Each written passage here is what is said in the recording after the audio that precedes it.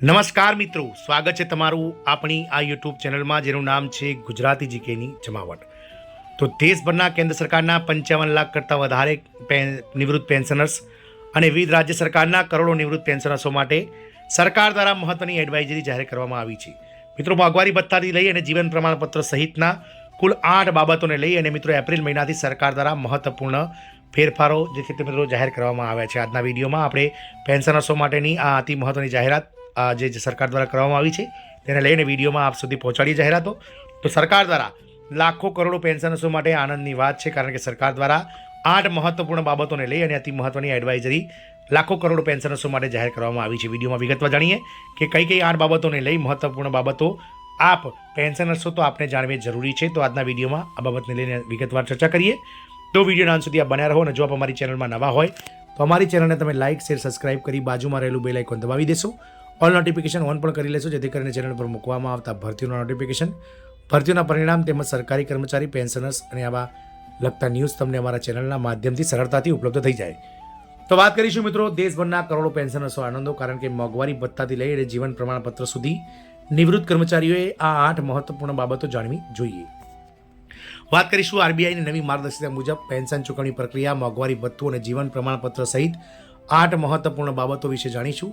RBI દ્વારા આ ફેરફારોનો ઉદ્દેશ પેન્શનરોને સુવિધા અને સુરક્ષા પૂરી પાડવાનો છે, જેથી તેઓ કોઈપણ મુશ્કેલી વિના તેમનું પેન્શન મેળવી શકે। જો તમે પણ નિવૃત્ત સરકારી કર્મચારી છો અને પેન્શન મેળવો છો તો તમારા માટે એ જાણવું ખૂબ જ મહત્વપૂર્ણ છે કે ભારતીય રિઝર્વ બેંક આરબીઆઈએ પેન્શન વિતરણ પ્રક્રિયામાં મોટા ફેરફારો કર્યા છે। આ ફેરફારો પેન્શનો માટે વધુ અનુકૂળ છે। તાજેતરમાં પેન્શન મેળવવામાં વિલંબ, વધુ પડતી ચૂકવણી અથવા જીવન પ્રમાણપત્ર સબમિટ કરવા જેવી સમસ્યાઓ અંગે બેંકને નવી માર્ગદર્શિકા આપવામાં આવી છે।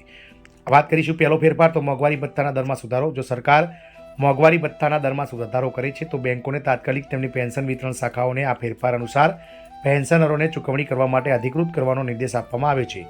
આરબીઆઈ અનુસાર બેંકોએ અપડેટેડ મોંઘવારી ભથ્થાની ચૂકવણી નક્કી કરવા માટે મેલ, ફેક્સ અથવા ઈમેલ દ્વારા સરકારી આદેશો મેળવવા પડશે અથવા સંબંધિત કર્મચારી અધિકારીઓની સત્તાવાર વેબસાઇટ પરથી માહિતી મેળવવાની રહેશે। બીજું છે મિત્રો જીવન પ્રમાણપત્ર એટલે કે લાઈફ સર્ટિફિકેટ સબમિટ કરવાનો વિકલ્પ। તો પેન્શનરો જીવન પ્રમાણપત્ર પ્લેટફોર્મ પર પોતાનું જીવન પ્રમાણપત્ર સબમિટ કરી શકે છે, જેનાથી બેંક શાખાની મુલાકાત લેવાની જરૂરિયાત દૂર થશે। આ સાથે જ આરબીઆઈએ બેંકોને નિર્દેશ આપ્યો છે કે તેઓ સુપર સિનિયર સિટીઝન કે જે 70 વર્ષથી વધુ ઉંમરના છે અને ગંભીર બીમારી અથવા અપંગતાથી પ્રભાવિત વ્યક્તિઓને ઘરે જીવન પ્રમાણપત્ર સબમિટ કરવાની સુવિધા પૂરી પાડે।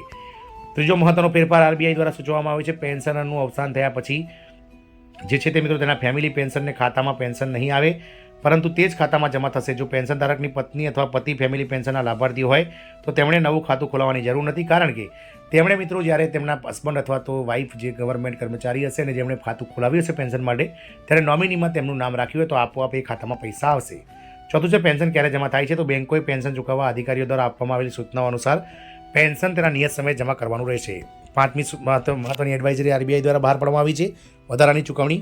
તો જો વધારાની પેન્શન ભૂલથી ચૂકવણી ખાતામાં જમા થઈ જાય તો આરબીઆઈ દ્વારા બેંકોને પેન્શન અધિકારીઓ પાસેથી વધારાની રકમ કેવી રીતે ઉપાડવી તે અંગે સૂચનાઓ મેળવવા માટે કહેવામાં આવ્યું છે। જો બેંક દ્વારા આ ભૂલ થઈ હોય તો વધારાની રકમ તાત્કાલિક સરકારને પરત કરવી જોઈએ, જેથી પેન્શનરો પોતાના પાસેથી પૈસા લેવામાં વિલંબ ન થાય। છઠ્ઠું છે સ્વીકૃતિ સ્લીપ। તો આરબીઆઈએ બેંકોને નિર્દેશ કર્યો છે કે જો પેન્શનરોને તેમના જીવન પ્રમાણપત્ર પ્રાપ્ત થતાં જ સહી કરેલી સ્વીકૃતિ સ્લીપ આપે। આ ઉપરાંત બેંકો એવા પેન્શનરોને ડિજિટલ સ્વીકૃતિ સ્લીપ આપી શકે છે જેઓ ડિજિટલ પ્રમાણપત્ર આપશે। સાતમું છે પેન્શનમાં વિલંબ। જો પેન્શન અથવા બાકી રકમની ચૂકવણીમાં કોઈ વિલંબ થાય છે તો બેંકોએ ચૂકવણીની નિયત તારીખથી શરૂ કરીને વાર્ષિક 8% દરે પેન્શનર્સને વ્યાજ ચૂકવવાનું રહેશે। આ વળતર તરીકે પેન્શનરોના ખાતામાં આપમેળા જમા થઈ જશે અને પેન્શનરોને તેનો કોઈ દાવો કરવાની જરૂર રહેશે નહીં। આઠમો અને મહત્વનો ફેરફાર છે બીમાર અથવા અપંગ પેન્શનરોને પેન્શન ચૂકવણી। તો જો કોઈ પેન્શનર બીમાર અથવા અપંગ હોય અને બેંક શાખામાં જઈને દસ્તાવેજ પર સહી કરી શકતો નથી તો બેંકને ચેક અથવા ફોર્મ સહી પર નિશાની કરવા માટે તેના એક કર્મચારીની નિમણૂક કરવાનો અધિકાર છે અને આ માટે 2 સાક્ષીની જરૂર છે। આ બધા ફેરફારોનો ઉદ્દેશ પેન્શનરોને સુવિધા અને સુરક્ષા પૂરી પાડવાનો છે, જેથી તેઓ કોઈપણ પ્રકારની સમસ્યા વિના તેમનું પેન્શન મેળવી શકે। આમ આરબીઆઈ દ્વારા 1 એપ્રિલ 2025થી મહત્વના 8 ફેરફારો આ લાખો કરોડો પેન્શનર્સ માટે નક્કી કરવામાં આવ્યા છે। જય હિન્દ, અસ્તુ।